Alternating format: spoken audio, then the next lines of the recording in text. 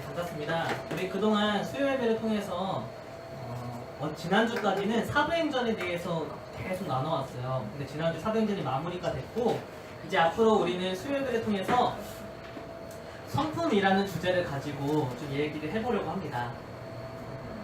여러분 혹시 성품 하면 그 뜻이 이렇게 명확하게 잡히시나요? 성품. 그래서 제가 국어사전 국립국어원에 가서 표준적인 사전을 찾아보니까 이런 뜻이에요. 사람의 성질이나 됨됨이. 저는 이 뜻을 보고 더 어려운 거예요. 무슨 뜻인지 모르겠어요. 그래서 사람의 성질과 됨됨이, 그래서 성질을 한번 찾아봤어요. 성질은 이런 뜻입니다. 사람이 지닌 마음의 봄바탕, 이런 뜻이에요. 그러니까 성품이라는 건 사람이 지니고 있는 마음의 봄바탕과 그 됨됨이라는 뜻이라는 거예요. 그러니까 사람의 마음이 그 중심이 어디에 있는지, 우리 마음은 어느 곳에 봄바탕이 돼 있고 우리는 어떠한 사람인지, 그래서 그 마음의 봄바탕을 통해서 나타나는 행동, 우리는 어떤 행동을 하고 있는지, 그게 바로 성품이라는 뜻이었습니다. 그래서 성품에 대한 주제를 가지고 설교를 하려고 하니까 우리가 흔히 말하는 한 가지 성품을 가지고 얘기 못 하겠는 거예요. 예를 들어서 이 사람은 참 성품이 착하지, 참 성실하지, 이거는 그냥 나타나는 모습이고 더 중요한 건 우리 마음에 있는 봄바탕, 그게 더 중요하잖아요. 그래서 저는 오늘 한 가지 성품에 대해서 얘기하는 게 아니라 이 성품의 중심이 되는 우리 마음의 그 봄바탕이 무엇인가, 그거에 대해서 오늘 함께 나눠보려고 합니다. 우리의 마음은 지금 무엇으로 차 있을까요? 우리 마음의 중심은 어디에 있을까요? 우리의 마음의 중심은 무엇이길래 우리는 그런 행동을 하고 있을까요? 하지만 우리가 성품에 대해서 얘기하려고 하면 굉장히 쉽게 이렇게 생각할 수도 있습니다. 아니, 사람이 그 마음에 식욕이 가득하면 밥을 먹는 행동을 하고, 타고난 게 참을성이 많은 사람은 그 사람 성품이, 인내심이 강하겠지, 그게 뭐 중요하나. 아니면 그런 성품 같은 거는 마음에서 우러나오는 게 아니라 사실은 뇌에서 그렇게 지시하기 때문에 나오는 행동 아니냐, 그렇게 생각할 수도 있고, 아니면 이렇게 생각할 수도 있어요. 내 마음 가는 대로 살면 되지, 그게 뭐가 중요하냐. 이 세상을 살아가면서 돈 많고 능력 있고 높은 자리에 있으면 자기 마음대로 할 수 있잖아요. 성품이 중요하냐? 아니다. 능력이 더 중요하고 얼마나 갖고 있는 게 더 중요하다. 그러면 성품을 신경 쓰지 않고 마음 가는 대로 살아도 된다. 그렇게 쉽게 생각할 수도 있습니다. 우리의 성품은 첫 번째, 이미 정해져 있을까요? 이미 굳어져 있기 때문에 우리는 그렇게밖에 행동할 수 없을까요? 두 번째, 그렇다면 우리의 성품은 변할 수 없을까요? 그리고 마지막으로 세 번째, 이 세상을 살아가면서 더 중요한 건 성품보다는 능력, 가진 것, 더 높이 되는 것, 그것일까요? 얼마 전에 제가 한 청년이랑 이야기를 나눴어요. 근데 그 청년이 직장생활이 너무 힘들대요. 그래서 왜 힘들냐고 물어보니까 처음에는 업무적인 능력이 부족해서 힘들다고 했어요. 일을 하다 보면 영어를 많이 써야 되는데 자기가 영어에 자신감이 없어서 그것 때문에 너무 주눅들고 힘들다는 거예요. 그런데 그런 업무적인 힘듦은 1년이고 2년이고 3년이고 반복하다 보면 습관이 됩니다. 쓰는 그 영어가 한정적이잖아요. 너무 익숙해지는 거예요. 이제 더 이상 영어를 가지고 업무적인 능력을 가지고는 고민하지 않는다는 거죠. 그런데 그렇게 업무에 익숙해지다 보면 또 새로운 힘듦이 생겨요. 바로 인간관계. 인간관계 때문에 너무 힘들다는 거예요. 보통 회사들은요, 모든 게 다 그렇진 않지만 그 회사는 그 대표의 성품에 따라서 그 회사의 분위기가 결정됩니다. 대표의 성품이 어떤가에 따라서 복장도 결정되고요. 어떤 업무를 더 중요하게 여기는가, 그것도 결정되고 출퇴근 시간도 결정이 됩니다. 예를 들어서 한 대표 성품이 까다로운 거예요. 딱 자기가 정해진 대로만 이렇게 문서를 작성해야 하지만 통과하는 거예요. 내용보다는 형식을 중요하게 여기면 그러면 참 빡빡하겠죠. 그리고 어떤 대표는 사람들을 이렇게 부하 직원을 내 편으로 만들려고 해요. 그래서 자꾸 이간질하거나 편가르기를 하는 거예요. 그러면 그 회사 분위기는 어떨까요? 직원들도 마찬가지로 서로 경계하고 편을 나누고 있을 겁니다.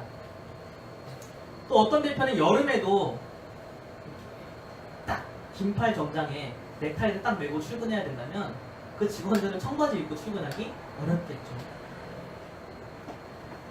지금 저에게 고민을 털어놨던 친구는요, 대표가 너무 자존감이 낮다는 거예요. 늘 그래서 이렇게 거래처와 거래를 하는데 항상 을의 위치에서 자신감 없게 비굴한 모습으로 그렇게 나간다는 거예요. 직원들은 그래서 항상 을의 위치에서만 일을 할 수밖에 없고 갑질을 당해도 대표한테 말을 하면 대표가 시원하게 그걸 해결해 주는 게 아니라 우리가 좀 참자. 이것 때문에 너무 스트레스를 받는 거예요. 업무의 숙련도 이거는 3년이면 사실 충분합니다. 3년만 한 일을 쭉 하다 보면 익숙해져요. 누구나 다 전문가가 될 수 있습니다. 문제는 우리 청년들이 3년 동안 다니고 싶은 회사가 적다는 거예요. 3년이 이 회사는 정말 오래오래 다니고 싶다는 그런 회사가 별로 없다는 게 문제예요. 그런데 여러분 남 탓하지 말고요. 자기 자신 한번 돌아봅시다. 나는 조금 업무 능력은 딸려도 2년이고 3년이고 데리고 있고 싶은, 함께 일하고 싶은 그런 사람입니까? 남 탓할 게 아니라 자기 자신도 한번 돌아보자는 것이죠. 지금 우리가 특별히 우리 청년들 사회생활을 이제 막 시작해야 되고 막 하고 있습니다. 알고 보니까 사회생활을 하면서 능력도 중요하지만 성품도 정말 중요하다는 그런 생각을 하게 됩니다. 그런데요, 이 성품이라는 건 사회생활에서 중요한 것뿐만 아니라 더 중요한 건요, 하나님이 우리의 성품을 눈여겨보신다는 겁니다. 성품의 뜻이 내 마음의 본 바탕이라면 하나님은 우리 마음의 본 바탕이 무엇인지를 알고 싶어 하세요. 우리 마음의 중심이 어디에 있는지를 계속해서 알기 원하신다는 겁니다. 다시 한번 생각해 봤으면 좋겠어요. 내 마음의 본 바탕은 어디에 있을까? 바울은 아주 우리에게 좋은 통찰을 줘요. 예수 그리스도를 믿어서 하나님의 자녀가 된 사람은 마음에 두 마음이 생긴다. 내 마음의 바탕이, 내 마음의 본바탕이 원래 나였지만 하나님이 내 마음에 들어오시면 우리 마음의 본바탕은 하나님이 된다. 바울은 하나님이 자리 잡기 시작하면 우리 안에서 이 두 마음이 항상 충돌한다라고 그렇게 깊은 통찰을 우리에게 가르쳐 줍니다. 오늘 본문을 보시면 그런 내용이에요. 아주 자세하게 설명을 해줍니다. 17절을 한번 먼저 볼까요? 육체의 소욕은 성령을 거스리고 성령은 육체를 거스른다. 그렇게 얘기합니다. 이 둘은 서로 대적하고 그래서 너희가 원하는 것을 하지 못하게 한다라고 얘기합니다. 우리 마음도 마찬가지예요. 우리의 육체적인 욕구들, 하고 싶은 마음들도 있고 하지만 우리 속에 하나님도 계셔서 계속해서 성령의 음성 우리에게 들려주십니다. 육체의 생각, 내 생각과 하나님의 생각들이 계속 내 마음속에서 부딪히는 거죠. 여기서 서로를 거스른다라는 말인데 이 거스른다라는 단어는요, 마주보는 양 옆에 서서 서로를 반대하고 있다라는 뜻이에요. 서로를 반대한다. 정리해보면요, 우리가 가지고 있는 육체적인 욕구들은요, 하나님을 반대해요. 내 마음속에 하나님이 오시지 못하도록 반대해요. 내 마음대로 하고 싶어해요. 반대로 하나님은요, 우리 안에 계신 성령님은 우리의 육체적인 욕구들을 반대해요. 서로 그렇게 반대하고 대적하고 서로 이렇게 여기 성경 보면 거스르고 있다라고 얘기합니다. 그래서 바울은 얘기합니다. 성령을 따라서 행하라. 그러면 육체적인 욕구들을 반대할 수 있다. 밀어낼 수 있다. 라고 얘기합니다. 너희가 성령을 쫓아 행하면 육체의 욕심을 이루지 못할 것이다. 여기서 이룬다라는 얘기는요, 완성한다, 만족시킨다라는 건데, 예수님을 믿어서 우리가 하나님의 자녀가 됐어도 우리 마음에 육체적인 욕구들이 있나요, 없나요? 여전히 있죠. 그런 생각이 들죠. 하지만 성령은 그런 마음이 들어도 그것이 행동으로 옮겨지지 않게끔 반대해 주신다는 거예요. 그 육체적인 욕구를 이루어서 만족하지 못하도록 거스르게 하신다는 거죠. 우리는 그렇게 성령을 쫓아서 육체적인 욕구를 거스르는 것뿐만 아니라 16절에 보면 조금 더 바울은 깊은 얘기를 합니다. 성령을 따라서 행하라. 성령을 따라서 행하라. 여기서 행동하다라는 단어는 주의를 거닐다 라는 뜻도 있고요, 동료나 숭배자로서 행동하고 따른다 라는 뜻도 있습니다. 그러니까 성령을 따라 행동한다라는 걸 한번 우리가 이미지로 생각해 보면요, 어떤 한 사람을 너무 사랑하거나 너무 존경해서 그 뒤를 졸졸졸 쫓아다니면서 어떻게든 가까이 가려고, 그래서 최대한 옆에서 걷고 싶어하는 마음, 그런 마음이고요. 그리고 성령을 따라서 행한다는 말은요, 또 이런 뜻도 있어요. 한 야구 선수가 있는데 타격을 너무 잘하는 거예요, 이 선수가. 그래서 주변에 있는 동료들이 타격을 너무 잘하니까 그 선수를 본받고 싶은 거예요. 그래서 배트는 어떻게 잡는지, 어떻게 다리를 하는지, 동작은 어떻게 하는지 하나하나 다 똑같이 따라하는 것, 바로 그것이 행한다는 뜻이에요. 그러니까 성령을 따라 행한다는 건 우리가 성령을 쫓아서 그와 함께 거니길 원하고 그 성령이 원하시는 대로 그대로를 똑같이 행동하고 싶어하는 마음이라는 뜻입니다. 성령은 아까 말씀에 나온 것처럼 우리의 육체적인 생각을 반대하기 때문에 성령을 쫓아 행동하면 우리도 우리의 육체적인 생각들을 반대할 수 있습니다. 그리고 하나님께서 보시는 대로 나도 보고, 하나님께서 생각하시는 대로 나도 생각해보고, 하나님께서 하시는 대로 나도 똑같이 그렇게 따라서 할 수 있게 되는 것입니다. 그렇다면 한 가지를 더 질문해 볼게요. 정말 하나님이 우리의 마음에 오실까요? 여러분들 마음속에 하나님이 지금 함께하고 계십니까? 그리고 그 하나님은 여러분들 마음속에 계셔서 여러분들을 변화시켜가고 계십니까? 하나님이 내 마음에 자리 잡으면 우리의 성품은 바뀔 수 있을까요?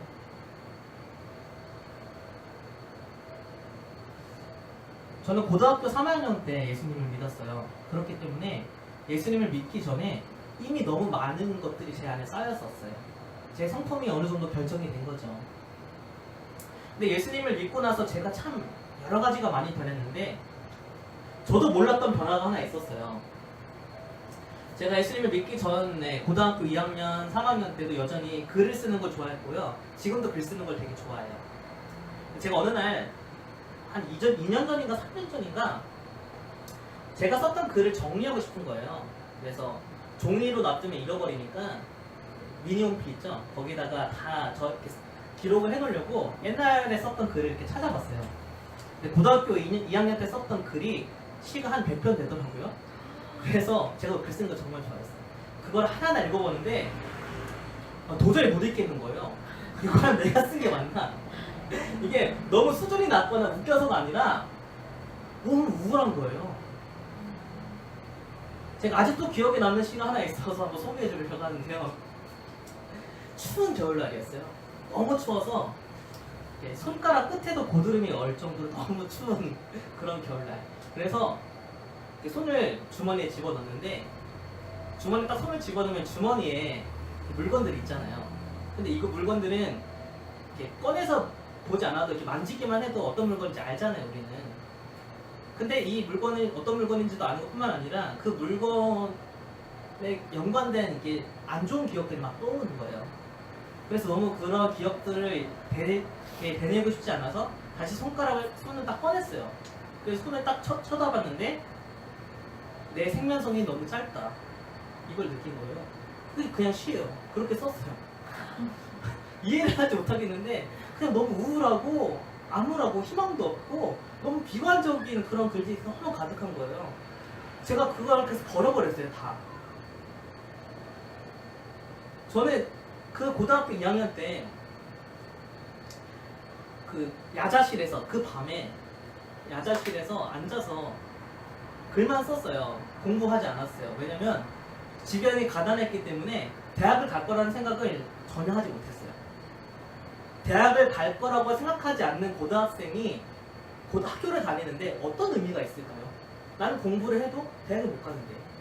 그렇기 때문에 제가 비관적이고 희망이 없고 우울하고 암울할 수밖에 없었던 것 같아요. 그런 시간들을 보내다가 예수님을 믿고 나서 저에게 꿈이 생겼어요. 꿈. 나도 할 수 있다. 나도 뭔가를 해낼 수 있다라는 꿈. 저는 여전히 예수님을 꿈이라고 고백해요. 주님은 나의 꿈이다. 나에게 꿈을 주신 분이다. 나에게 희망을 주신 분이다. 그렇게 어둡고 암울했던, 지금은 기억도 안 나요. 제가 그렇게 암울했었는지. 지금은 너무나 희망차고 낙관적이고 희망이 넘치는 그런 사람이 되었죠.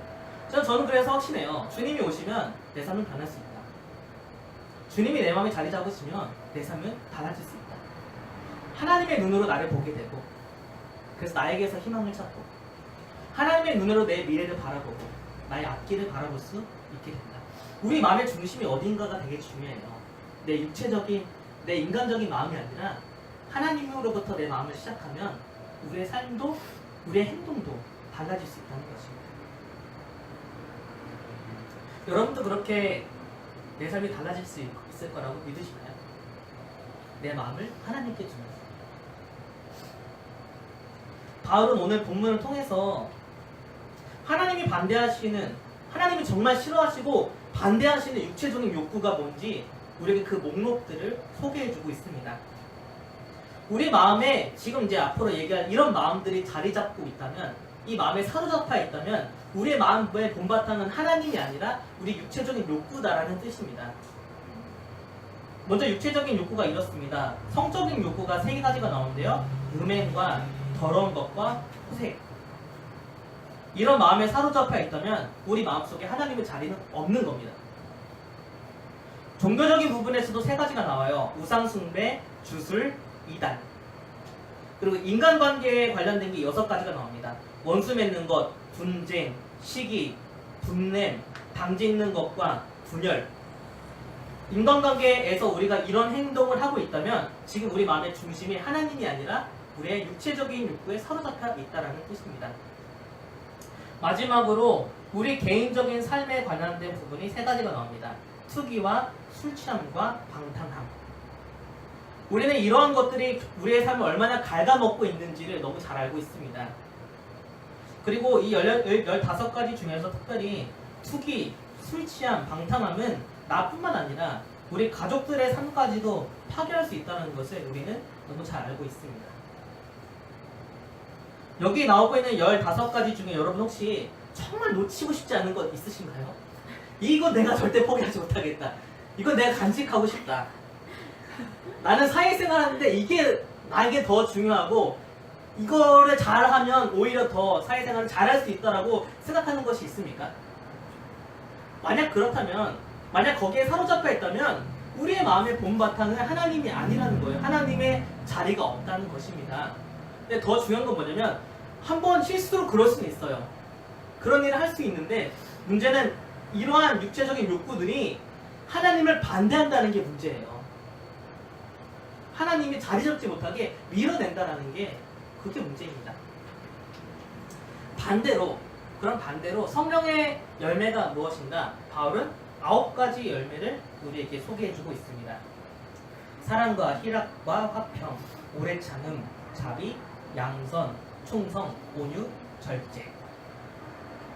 이 9가지 열매에 대해서는 나중에 자세하게 한번 살펴볼 기회가 있을 것 같아요. 그래서 오늘은 이 9가지가 뭔가라는 그런 뜻보다는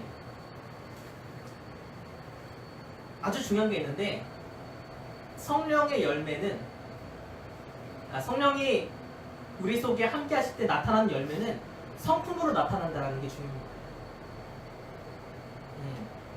하나님과 함께하고 있는 사람은 삶이 달라진다. 성품이 달라진다. 그 성품을 통해서 하나님을 드러낸다라는 게 중요한 겁니다. 거듭난 사람, 하나님의 자녀가 된 사람들은 성품이 달라지는 것을 통해서 자신을 증명합니다. 땅에 아무 씨앗이 자라나요? 아니죠.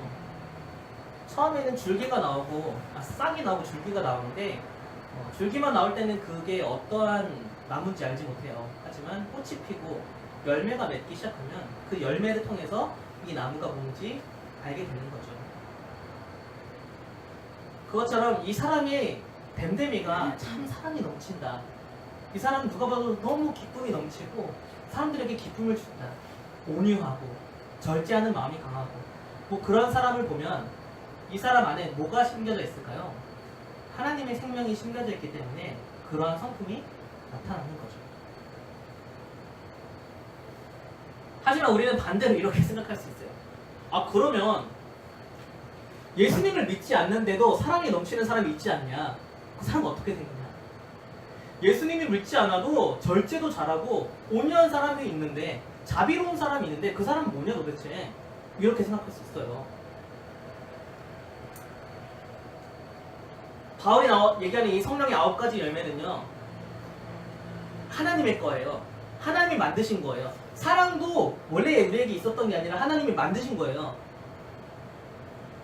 사랑은 하나님 겁니다. 기쁨도 하나님의 것이에요. 자비는 하나님의 영역입니다. 그 모든 걸 우리 모두에게 다 주신 거예요. 모든 사람에게 이미 다 주셨어요. 그렇기 때문에 예수님을 믿지 않는 사람도 충분히 사랑도 넘칠 수 있고 기쁨도 넘칠 수 있어요. 그렇기 때문에 중요한 거는요, 우리의 행동을 통해서 하나님의 것이 드러나는 것보다 더 중요한 건 우리 마음속에 하나님의 계시느냐 계시지 않느냐가 더 중요합니다.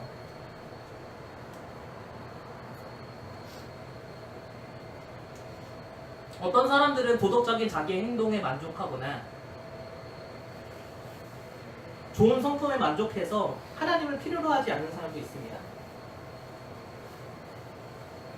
나는 이 정도면 충분히 도덕적으로 잘 살고 있고 내 성품도 괜찮지라고 하면서 그 행동에 만족해서 하나님을 필요로 하지 않는 사람들도 있습니다.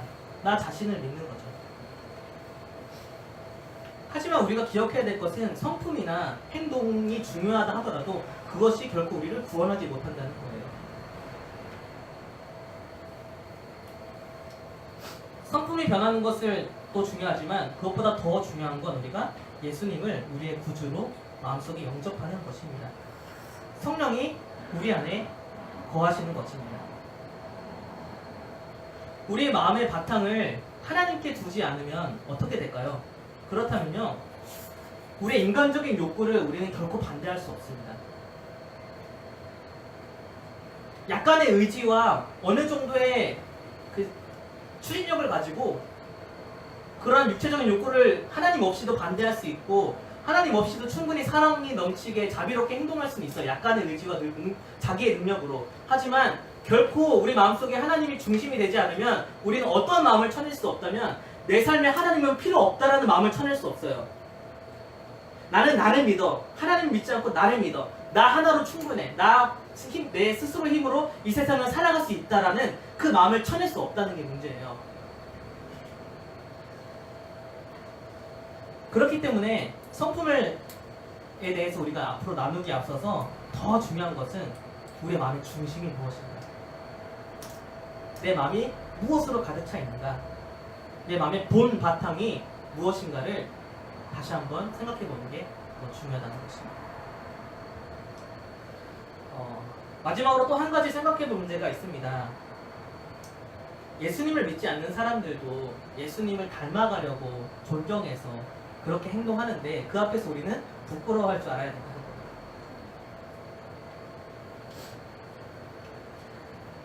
하나님을 믿는다는 것이 우리의 삶에서 어떤 열매로 지금 나타나고 있나요? 여러분들이 하나님을 믿으신다면 삶에서 어떠한 모습으로 그 모습이 나타나고 있습니까? 우리는 지금 성령의 열매를 맺으며 살아가고 있나요? 만약 우리가 아직도 우리의 육체적인 욕구를 간직하고 그걸 좋아하면서 그 마음에 사로잡혀 있다면 우리 마음속에 과연 하나님이 자리 잡고 계시는지 돌아보셨으면 좋겠습니다. 우리가 만약 우리의 육체적인 욕구에 사로잡혀 있다면 우리 마음속에 하나님의 자리는 사라집니다. 우리 육체적인 욕구들이 하나님을 반대하고 밀어내기 때문입니다. 그렇기 때문에 우리는 결코 하나님을 반대하고 밀어낸다면 우리의 삶에서 성령의 열매가 맺을 수 없게 되고 그때부터는 삶에 사랑이 없고 기쁨도 없고 자비로움도 없고 그리고 선을 행함도 없게 되는 것입니다. 이 말씀을 통해서 우리의 마음을 한번 돌아봅시다. 우리의 마음은 지금 무엇으로 가득 차 있습니까? 여러분들 마음의 본 바탕은 무엇입니까? 우리의 마음이 무엇으로 차 있길래 우리의 행동은 그렇게 나타나고 있습니다. 이 말씀을 잘 간직하면서 다시 우리 마음속에 주님을 초대하고 내 모든 육체적인 욕구들을 반대해 주시고 주님이 자리 잡아 주셔서 내 삶의 주인이 되게 해달라고 그렇게 고백하며 기도하는 시간 되었으면 좋겠습니다. 함께 기도하겠습니다.